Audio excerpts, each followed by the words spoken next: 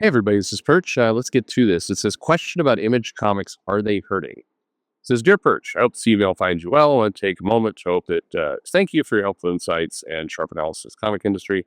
Much appreciated. Your perspective is always entertaining, and it's clear how much time and effort you invest in understanding the market and sharing that knowledge in the community. Less time these days, I guess, but a lot of this is, from years of doing this. And I wish the information was getting out of date.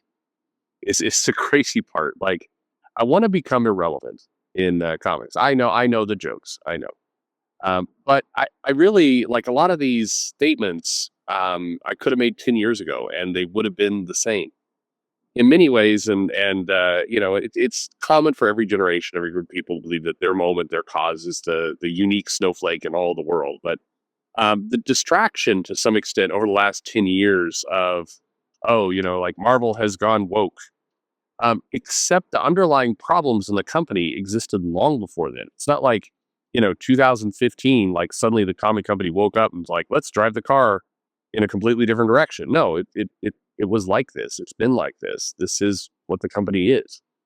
But probably that's a topic for another time. But people really want to believe but it got much worse. No, you started noticing maybe. Different things happened. It's the underlying foundation was there for kind of the problems the comic industry is having.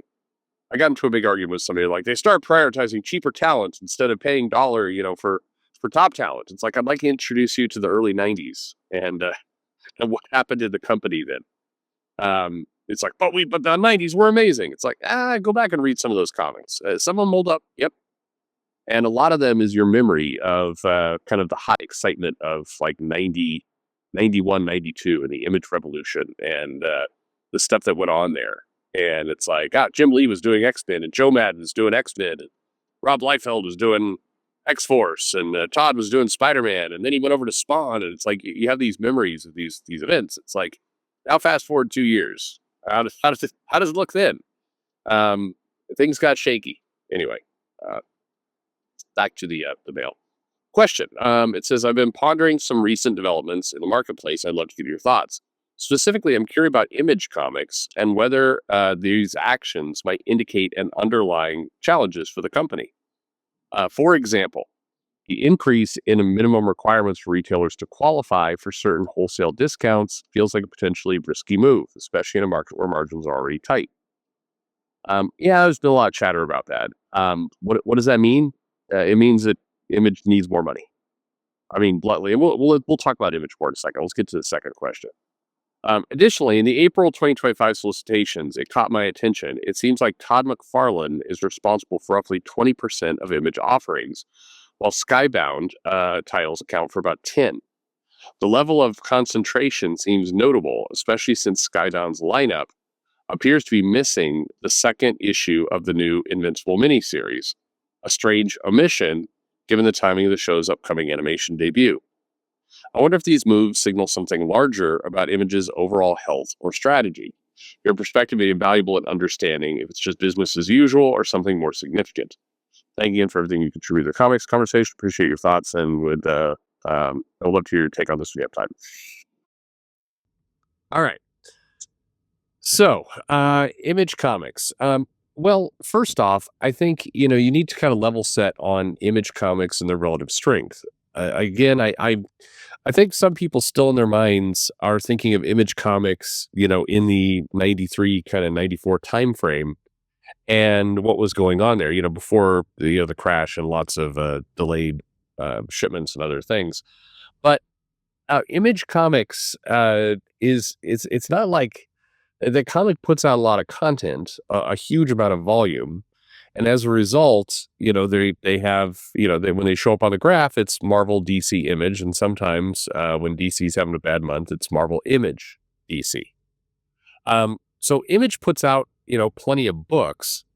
However, it's a lot of their books hover in the 15 to 20,000 range. It's not like these books are printing off 40, 50, 60,000.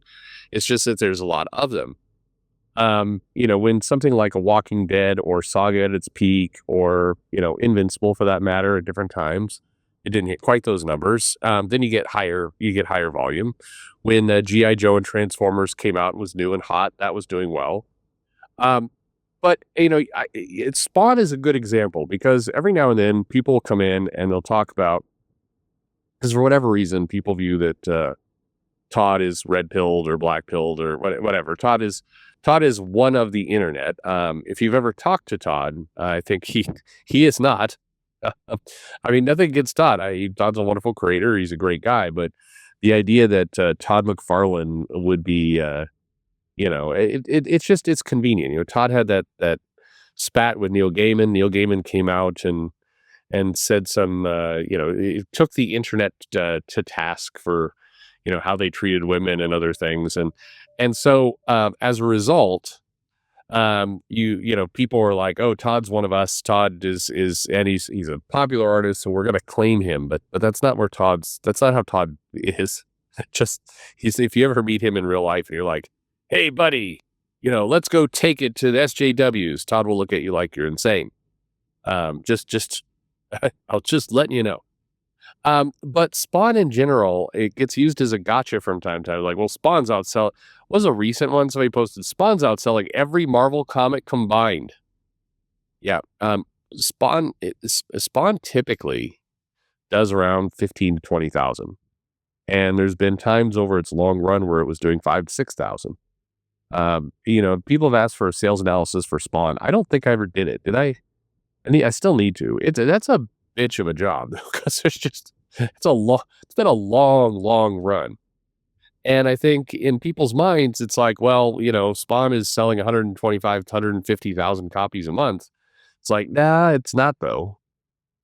It makes money for Todd. It does its thing. He has his toy business and everything else, but it's not like this comic is outselling. I mean, quite bluntly, Spawn is probably selling. There's a few Marvel comics that are below it, but almost all Marvel's line sells more than that. This will make you hurt inside.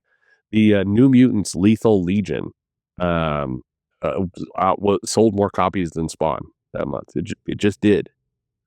Now, this is a good time to remind you that regardless of the sales of things, I don't know, a lot of arguments used on YouTube and the internet to me feel pointless. Like the people who get into arguments over, like, it's like, yeah, well, the comics that make the most money sell the most. No, a lot of the comics that make the most money are ass.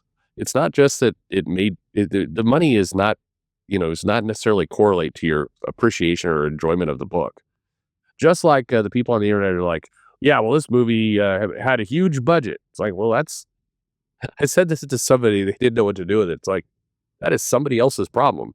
I mean, bluntly, is Disney, for example, stupid for spending $300-400 million on whatever Captain America 2? Is that what whatever it came in at? Or Captain America, not 2, the Captain America Brave New Order, or the Sam Wilson one.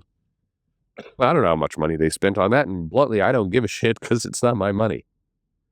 However much money they spent, whether they spent $10 or $1 billion, I'll go see the movie. They're going to get my $8, and that's it.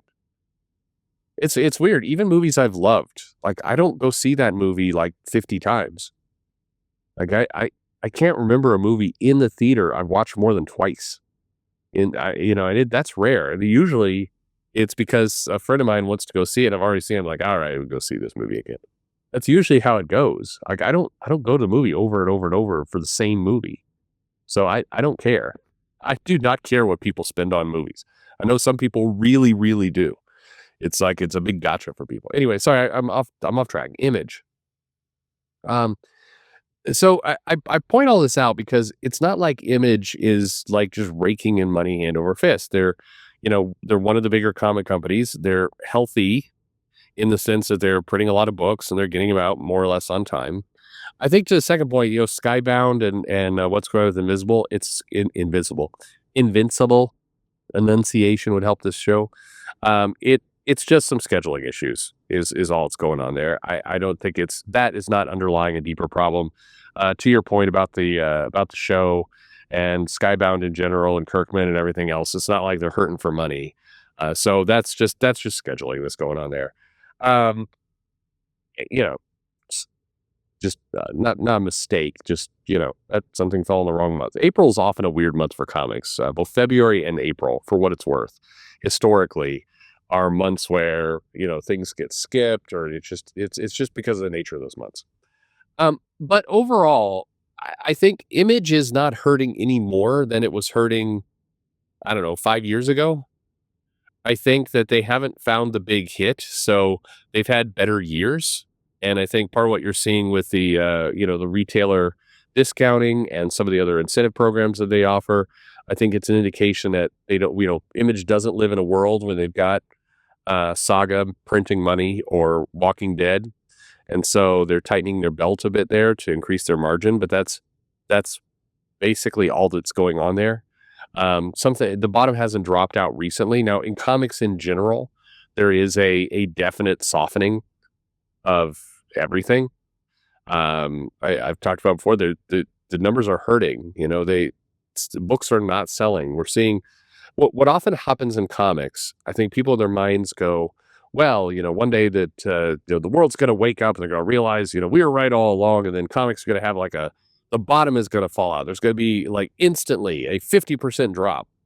And that's just not how this business will ever work. What's going to happen is you're going to get a 5% drop.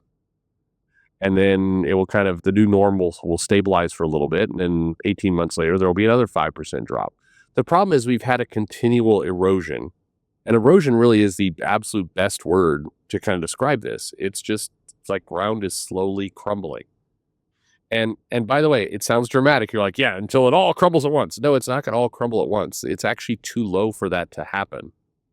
Comics as a business, too much of the base has fallen that you can't now suddenly have it drop 50%. It's already, in the high, medium, mid, low kind of classification. It's already in the low bracket. And so that, in business, in kind of a distribution subscription business, you don't see a low business suddenly plummet because there just isn't enough ground for it to plummet too. You've got an erosion, and that's what's going on. Image's business has eroded. They're looking to secure money where they can. They're big enough and doing well enough that they have they have the maneuverability to make those decisions and kind of stabilize parts of the business. But at the end of the day, they need another big hit. Now, it seems weird saying this when they just had the skybound hits of G.I. Joe and Transformers, but as licensed properties, as you've probably heard on the show in the past and other videos, those aren't the same as having a unique original IP that you have more control over. Still money, still good for Image. All is good. However, what they really need is an original hit, and maybe one will come, but. Right now, a lot of Image creators kind of hover in that 15,000 range, the big ones, and others are somewhere around 10. And they live like that. Their model works at that range. So anyway, let me know what you think. Do you think Image is falling out? Are you buying as much Image as you used to? Where are your spending habits and where do they sit? And do you care about movie budgets? Honestly, I'd like for somebody to sit down and go, here's why it matters. Because I just don't get it. There's way too much conversation about it. Anyway, thanks for listening.